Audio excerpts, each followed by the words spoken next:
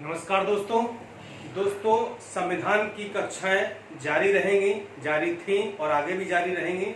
आप लोगों के बीच में कई सारे कमेंट आए हैं कि क्या संविधान पढ़ाना बंद कर देंगे या क्या संविधान समाप्त हो गया है। तो ऐसा बिल्कुल भी नहीं है। हाँ, संविधान लगभग आधे से ज्यादा समाप्त हो गया है और आधे से कम बचा हुआ है, वो जल्दी ही हम समाप्त कर देंगे। ठीक है, कोई भी विषय बीच में नहीं छोड़ा जाएगा। ये हम आपको पहले भी कई बार बता चुके हैं, फिर से बता रहा हूं कि जो भी विषय हम उठाएंगे उसे पूरा करेंगे। ठीक है, अन्यथा उठाएंगे नहीं। जैसे मैंने हिस्ट्री उठा लिया है, ठीक है, तो हिस्ट्री पूरा होगा तभी हिस्ट्री छोड़ा जाएगा, यानी कि दूसरा विषय तभी स्टार्ट होगा जब एक विषय कंप्लीट हो जाएगा। ठीक है, यानी कि आधा अधूरा काम मुझे बिल्कुल पसंद नहीं है और ना ही हम आधा अधूरा काम पसंद करते हैं। ठीक है, तो पॉलिटी लगातार जारी रहेगा। हाँ, ये हो सकता है कि आपको रोज उसके वीडियो ना मिल पाए, क्योंकि दो विषय स्टार्ट हो गए हैं, पॉलिटी और हिस्ट्री, साथ में करंट अफेयर्स भी चल रहा है। ठीक है, करंट अफेयर्स का कुछ पोर्शन बचा हुआ है, करीब 6-7 लेक्चर आपको और हम देंगे तो हमारा करंट अफेयर्स क्लियर हो जाएगा। जैसे ही करंट अफेयर्स क्लियर होगा हमारा, वैसे ही हम एक कोई विषय और लगा देंगे, या तो साइंस पढ़ाना शुरू कर देंगे या फिर जियोग्राफी पढ़ाना शुरू कर देंगे। ठीक है, कई सारे लोगों ने कमेंट किया कि सर ज्योग्राफी भी बड़ा लेंदी है, समझ में नहीं आता है, प्रश्न ज्यादा आते हैं, उसको पढ़ा दीजिए। तो आप यकीन मानिए, थोड़ा धैर्य रखिए, हम सब कुछ आपको पढ़ाएंगे। और परीक्षा के 15 दिन पहले, चाहे वो बीईओ की खंड शिक्षा अधिकारी परीक्षा हो, चाहे वो समीक्षा अधिकारी हो, हम 15 दिन पहले आपके पूरा सिलेबस समाप्त कर देंगे। ठीक है, आप पेशेंस नहीं रखते, थोड़ा पेशेंस बनाए रखिए। ठीक है ना, आप कमेंट करिए, अच्छी बात है, स्वागत है, लेकिन थोड़ा सा ये देखिए कि मतलब कि क्या चल रहा है, हमें क्या करना चाहिए, क्या नहीं करना चाहिए, है ना। अब चूंकि मैं अकेला हूं तो इतनी सारी बागडोर संभालना थोड़ा मुश्किल है, और साथ में मेरी ज्वाइनिंग का काम वो भी चल रहा है बीच बीच में, तो डॉक्यूमेंटेशन हो रहा है, कहीं ये कागज बनवाना है, कहीं वो डॉक्यूमेंट बनवाना है, कई सारी चीजें हैं। ठीक है, तो साइड में उसको भी देखना पड़ रहा है। दूसरा आप देखें, गर्मी इतनी ज्यादा पड़ रही है, आने जाने में बड़ी समस्या होती है, बड़ा दिक्कत होती है, फैन बंद करके आपको रिकॉर्ड करना होता है, इतनी गर्मी है, फिर भी हम लगे पड़े हैं।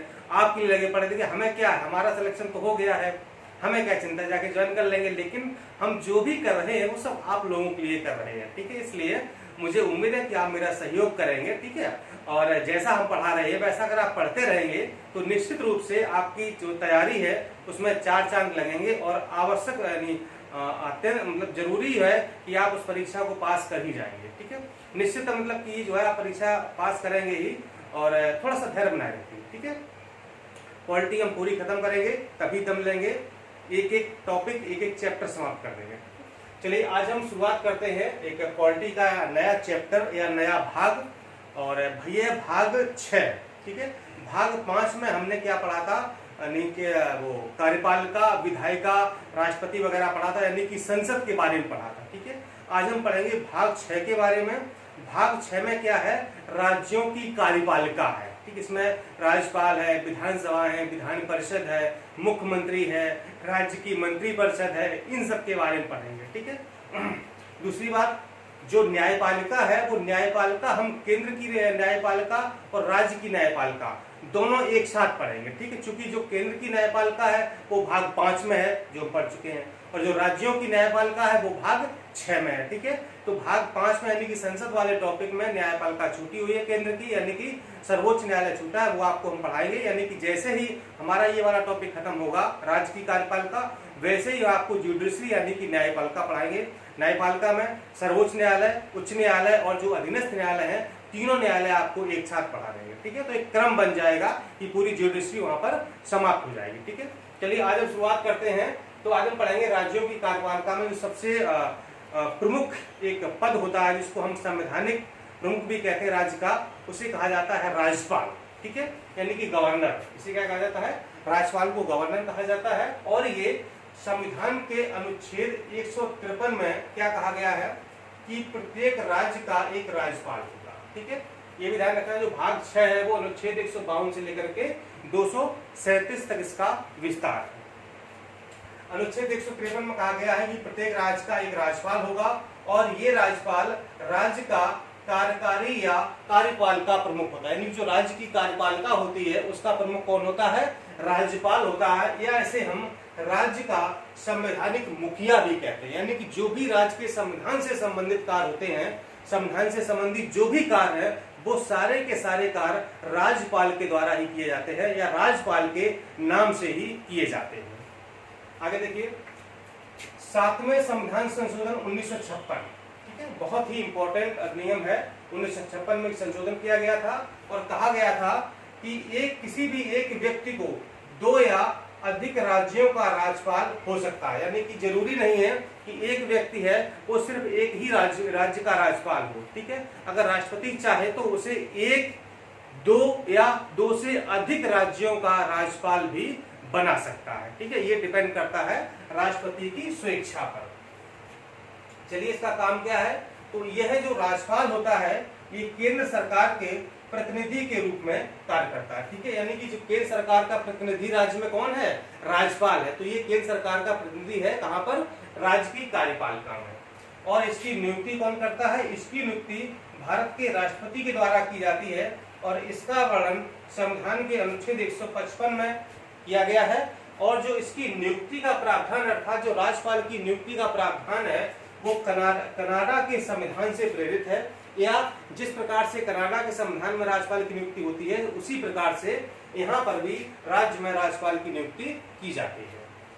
अब बात करते हैं इसकी योग्यता क्या क्या होनी चाहिए, यानी कि कौन व्यक्ति किसी राज्य का राज्यपाल बन सकता है। तो इसकी योग्यताओं का जो वर्णन किया गया है वो आर्टिकल 157 में किया गया है।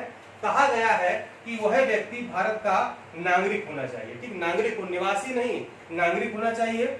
उसने 35 वर्ष की आयु पूरी कर ली, अर्थात वह 35 वर्ष की आयु पूरी कर चुका हो और वह राज्य की विधानसभा का सदस्य चुने जाने के योग्य हो, यानी कि उसकी योग्यता ये हो कि वह राज्य के विधानसभा का सदस्य चुना जा सकता हो।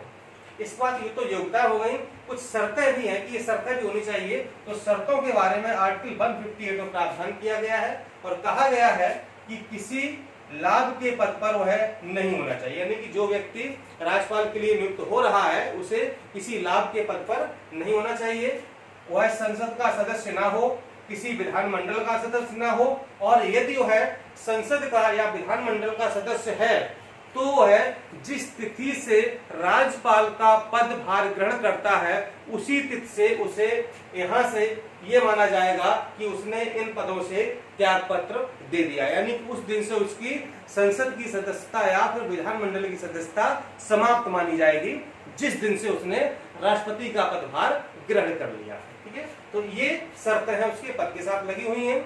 फिर उसकी शपथ क्या है, शपथ आर्टिकल 159 में है, 159 में उसकी शपथ है। तो ये यानी कि राज्य के उच्च न्यायालय के मुख्य न्यायाधीश के सामने या फिर कोई वरिष्ठतम न्यायाधीश हो उसके सामने शपथ लेता है, ठीक है। यानी कि जो हाईकोर्ट होता है, राज्य का उच्च न्यायालय होता है, उसका जो मुख्य न्यायाधीश है वो राज्यपाल को शपथ दिलाता है। अगर मुख्य न्यायाधीश नहीं उपलब्ध है या वो मतलब असमर्थ है तो फिर कोई भी जो न्यायालय का वरिष्ठतम न्यायाधीश है उसके सामने राज्यपाल शपथ ग्रहण करता है। अब वर्तमान में राज्यपाल का वेतन 3,50,000 रुपए यानी कि 3.5 लाख रुपए है। ये जो नया मतलब उनका इंक्रीमेंट मतलब नया जो प्रावधान किया गया है वो 3.5 लाख रुपए हो गया है, ठीक है। और इनकी जो पदावधि कितनी होगी, कितने साल तक वो रहेगा, तो इसका पदावधि का जो व्याख्यान है वो 156 में किया गया है और वो है यानी कि पद ग्रहण की तिथि से 5 वर्ष तक अपने पद पर बना रहेगा, यानी कि उसका कार्यकाल कितना होगा, 5 वर्ष का होगा। साथ ही किंतु वह राष्ट्रपति के प्रसाद पर्यंत पद धारण करता है, ठीक, जरूरी नहीं है कि 5 वर्ष रहे, ये डिपेंड करता है कि वो राष्ट्रपति के प्रसाद पर्यंत पद धारण करता है। राष्ट्रपति चाहे तो 5 वर्ष से पहले भी हटा सकता है, राष्ट्रपति चाहे तो 5 वर्ष के बाद भी बना रह सकता है, ठीक है। तो ये राष्ट्रपति के प्रसाद पर्यंत पद धारण करता है, इस बात का जिक्र किया गया है अनुच्छेद 156 के उपबंध 1 में किया गया, ठीक है। और ये त्याग पत्र किसको देगा, राष्ट्रपति को अपना त्याग पत्र सौंपेगा, 156(2) में बताया गया है। और यह अपने उत्तराधिकारी के पद ग्रहण करने तक पद पर बना रहेगा, यानी कि इसका जो उत्तराधिकारी यानी जब किसी राज्य में दूसरे राज्यपाल की नियुक्ति हो जाती है तो जब तक दूसरा राज्यपाल आ नहीं जाता है, जब तक वो पदभार ग्रहण नहीं कर लेता है तब तक जो वर्तमान राज्यपाल है वो अपने पद पर बना रहता है, यानी कि जो ये राज्यपाल का पद है वो एक भी दिन खाली नहीं रहता है। जिस तिथि से वो पद त्याग करेगा यानी कि वर्तमान वाला, उसी तिथि को अगला वाला पदभार ग्रहण कर लेगा। और अगर इसका निधन हो जाए, यानी कि राज्यपाल का मान लो उसके कार्यकाल के दौरान अगर निधन हो जाए, तो उच्च न्यायालय के मुख्य न्यायाधीश को अस्थायी कार्यभार सौंपा जा सकता है और ये कार्यभार राष्ट्रपति के द्वारा सौंप दिया जाता है। ठीक है, देखिए यहाँ पर ध्यान ये देना है कि जो हाईकोर्ट का मुख्य न्यायाधीश है उसको राज्यपाल नहीं बनाया जाता है, बल्कि अस्थायी तौर पर जो राज्यपाल के कार्य यानी कि जो कार्यभार है या जो कार्य शक्तियां हैं, तो उन कार्य शक्तियों को मुख्य न्यायाधीश को राष्ट्रपति के द्वारा सौंप दिया जाता है, तब तक जब तक के लिए नए राज्यपाल की नियुक्ति नहीं हो जाती है। ठीक है, तो यहाँ पर हाईकोर्ट के मुख्य न्यायाधीश को राज्यपाल नहीं बनाया जाएगा, बल्कि उसको कार्यभार सौंप दिया जाएगा, वो भी अस्थायी तौर पर। किसके द्वारा? राष्ट्रपति के द्वारा। कब तक के लिए? जब तक के लिए तब तक नया राज्यपाल नहीं आ जाता। ठीक है, बार बार राष्ट्रपति निकल रहा है उसे।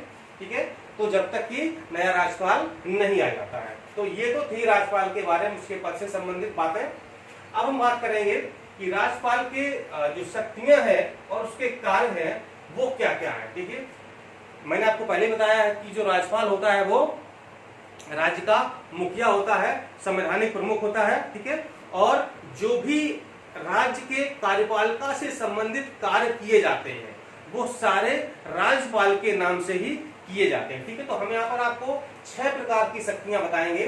एक है कार्यकारी शक्तियां, विधायी शक्तियां, वित्तीय शक्तियां, न्यायिक शक्तियां, आपात शक्तियां और स्वविवेकी शक्तियां। ठीक है, इतनी प्रकार की शक्तियां जो है राज्यपाल को उपलब्ध होती हैं। तो सबसे पहले हम बात करेंगे कार्यकारी शक्तियों के बारे में। बहुत ही इंपॉर्टेंट शक्तियां हैं। ठीक है, एमक्यू मतलब कि राज्यपाल राज्य में रह करके क्या क्या करता है, सरकार के साथ उसके कैसे मतलब संबंध होते हैं, किन किन कार्यों को वो संपन्न करता है। तो पहली देखिए, राज्य सरकार के समस्त कार्यपालिका संबंधी कार्य राज्यपाल के नाम से किए जाते हैं। ठीक है, यानी कि जो भी कार्यपालिका से संबंधित कार्य हैं वो सब किसके नाम से?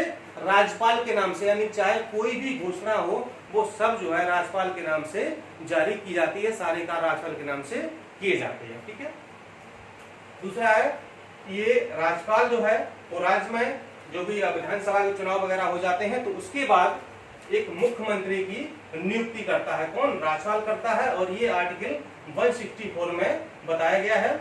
और मुख्यमंत्री की सलाह पर या उसके परामर्श के अनुसार अन्य मंत्रियों की नियुक्ति भी कौन करता है? राज्यपाल। यानी कि जिस जैसे कि केंद्र में राष्ट्रपति करता है प्रधानमंत्री की नियुक्ति, वैसे ही राज्य में राज्यपाल करता है मुख्यमंत्री और अन्य मंत्रियों की नियुक्ति करता है। इसके बाद जो राज्य का महाधिवक्ता है उसकी नियुक्ति भी राज्यपाल करता है, अनुच्छेद 165, और मुख्यमंत्री 164। ठीक है, ध्यान रखिएगा, ये आर्टिकल बहुत पूछे जाते हैं कि मुख्यमंत्री की नियुक्ति किस अनुच्छेद के तहत है या फिर महाधिवक्ता की नियुक्ति किस आर्टिकल के तहत उसका प्रावधान किया गया है। इसके बाद जो राज्य का निर्वाचन आयुक्त होता है उसकी नियुक्ति भी राज्यपाल ही करता है। इसके बाद जो राज्य लोक सेवा आयोग है, ठीक है, जिसकी का परीक्षा देने जा रहे हैं, ठीक है, जो उत्तर प्रदेश लोक सेवा आयोग है उसकी नियुक्ति भी कौन करता है? उसके अध्यक्ष की और सदस्यों की नियुक्ति कौन करता है? राष्ट्रपति करता है, राज्यपाल करता है। ठीक है, कौन करता है? यानी कि जो राज्य लोक सेवा आयोग है या उसके सदस्य हैं उनकी नियुक्ति कौन करेगा? राज्यपाल करेगा। ठीक है, यहाँ पर राष्ट्रपति का कोई काम नहीं, राष्ट्रपति का कोई हस्तक्षेप नहीं है, राज्यपाल अपने विवेक के आधार पर करता है। ठीक है, और अगला है हाईकोर्ट, यानी कि उच्च न्यायालय में न्यायाधीशों की नियुक्ति के संबंध में राष्ट्रपति को परामर्श देता है। यहाँ पर आपको ध्यान देना है कि जो राज्य के उच्च न्यायालय होते हैं वहां पर जो न्यायाधीश नियुक्त किए जाते हैं, चाहे वो मुख्य न्यायाधीश हो या अन्य न्यायाधीश हो, उनकी नियुक्ति के संबंध में किसको? राष्ट्रपति को कौन परामर्श देता है? राज्यपाल सिर्फ परामर्श देता है, नियुक्त नहीं करता है। यानी कि राष्ट्रपति राज्य के राज्यपाल से परामर्श लेगा, इसके बाद राष्ट्रपति के द्वारा उच्च न्यायालयों में न्यायाधीशों की नियुक्ति की जाती है, और ये आर्टिकल 217(1) में बताई गई है। ठीक है, तो हम लोग ज्यूडिशरी पढ़ेंगे, हाईकोर्ट पढ़ेंगे, तब भी आपको हम फिर से बताएंगे। इसके बाद प्रशासन के संबंध में मुख्यमंत्री से सूचना प्राप्त करने का भी अधिकार, यानी कि राज्य में किस प्रकार का प्रशासन चल रहा है, सब कुछ ठीक तो चल रहा है ना, इस संबंध में राज्यपाल को अधिकार है कि वह मुख्यमंत्री से सूचना प्राप्त करे। इस आर्टिकल में 167 बहुत ही इंपॉर्टेंट है, ध्यान रखिएगा, 167। ठीक है, 164, 165, 167 बहुत इंपॉर्टेंट है, इसे जैसी परीक्षाओं में कई बार पूछे गए हैं।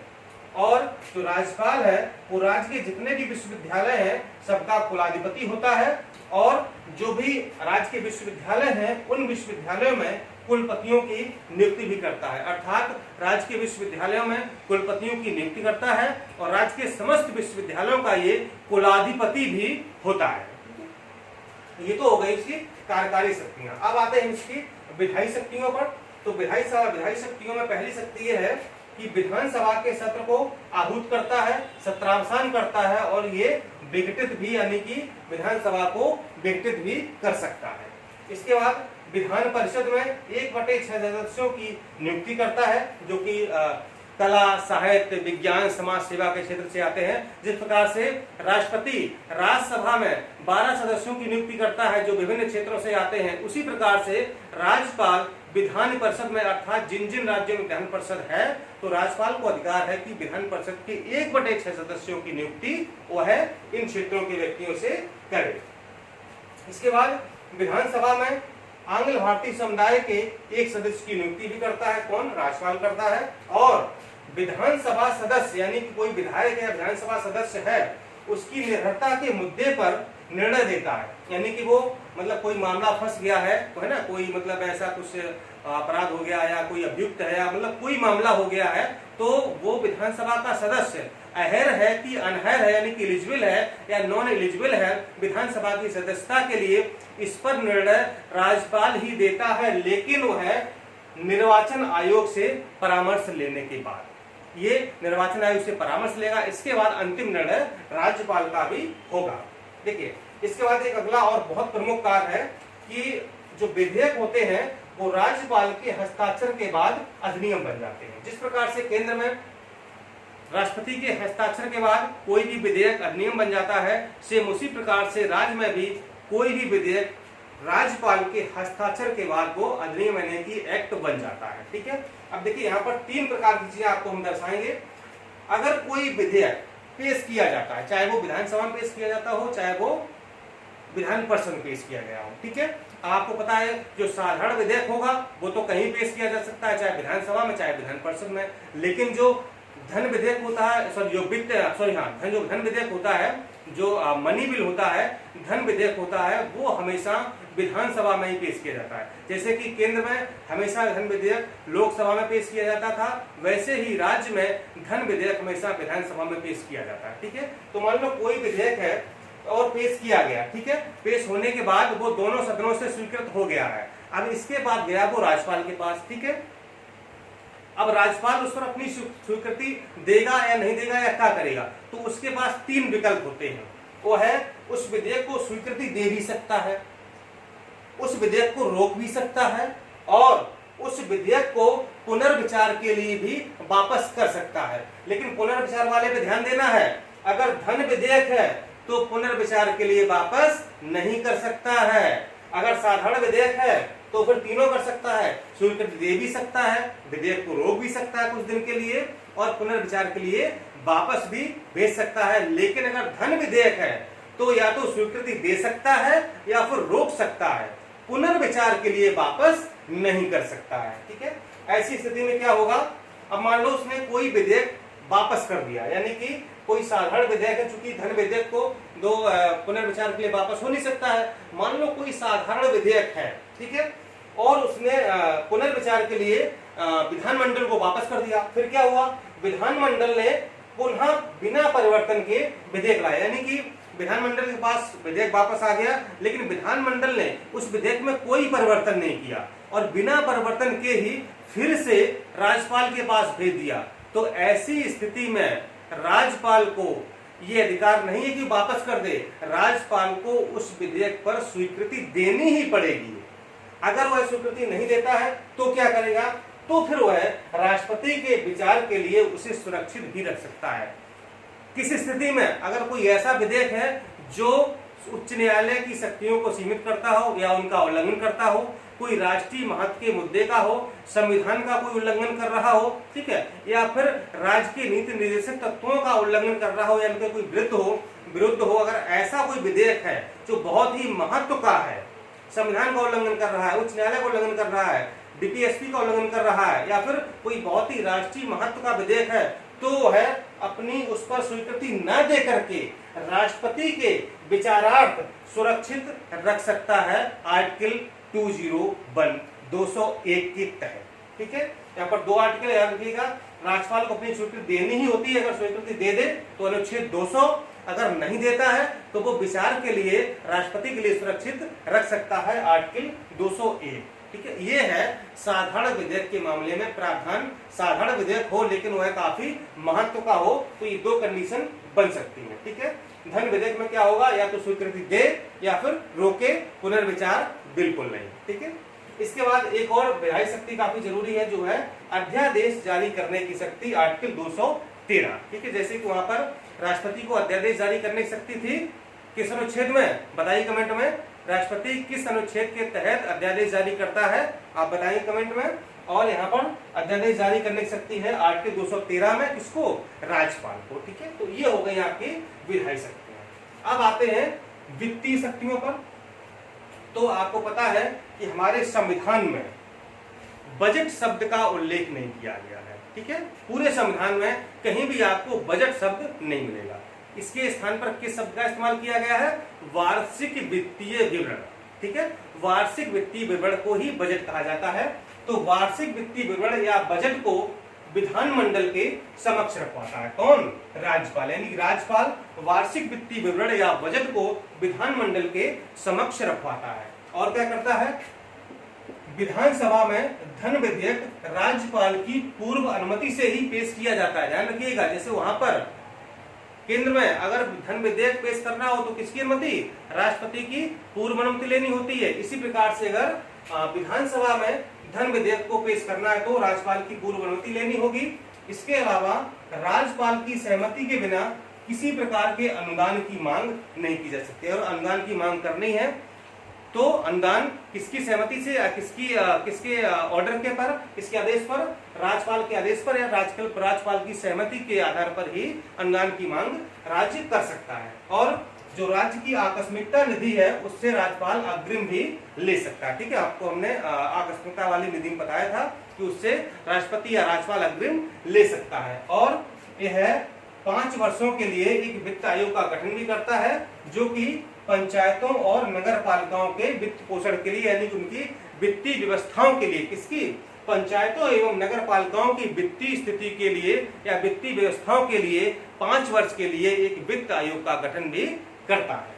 ये हो गई आपकी वित्तीय शक्तियां। अब आते हैं न्यायिक शक्तियां। ठीक है, न्यायिक शक्तियां क्या है, ये क्या करता है कि किसी दंड को क्षमा कर सकता है, प्रविलंबन कर सकता है, विराम कर सकता है या फिर परिहार कर सकता है। ठीक है, ये सारे शब्दों के टर्म आपको हमने राष्ट्रपति वाले चैप्टर में पढ़ाए थे। अगर इनका मतलब आपको नहीं पता है तो राष्ट्रपति वाला वीडियो देखे, सारे यानी कि प्रलंबन, प्रविलंबन, विराम, परिहार, ठीक है, दंडादेश, निलंबन, परिहार, सब लघुकरण, सबका मतलब आपको वहां पर हमने एक एक शब्द का मतलब बता दिया था। ठीक है, और या फिर किसी दंडादेश यानी कि कोई दंड का आदेश मिला है किसी व्यक्ति को तो है उसका निलंबन कर सकता है, परिहार कर सकता है या फिर लघुकरण कर सकता है। ठीक है, अगर की राज्य की कार्यपालिका के द्वारा या राज्य सरकार के द्वारा कोई व्यक्ति दंडित किया गया है या फिर किसी न्यायपालिका के द्वारा उसे दंड दिया गया है तो फिर वो इन चीजों को राज्यपाल कर सकता है, यानी कि ये उसकी शक्तियों के अंतर्गत आता है। ठीक है, और मृत्युदंड के मामले में राज्यपाल को शक्ति प्राप्त नहीं है, यानी कि राज्यपाल किसी व्यक्ति को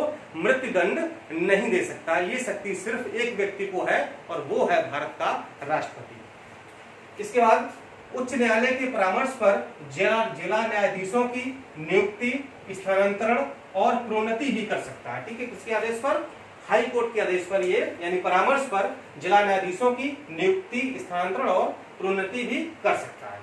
ये थी आपकी न्यायिक शक्तियां। अब आते हैं हम लोग आपात शक्तियों पर कि आपात शक्तियां कौन कौन सी वो इस्तेमाल करता है राज्यपाल।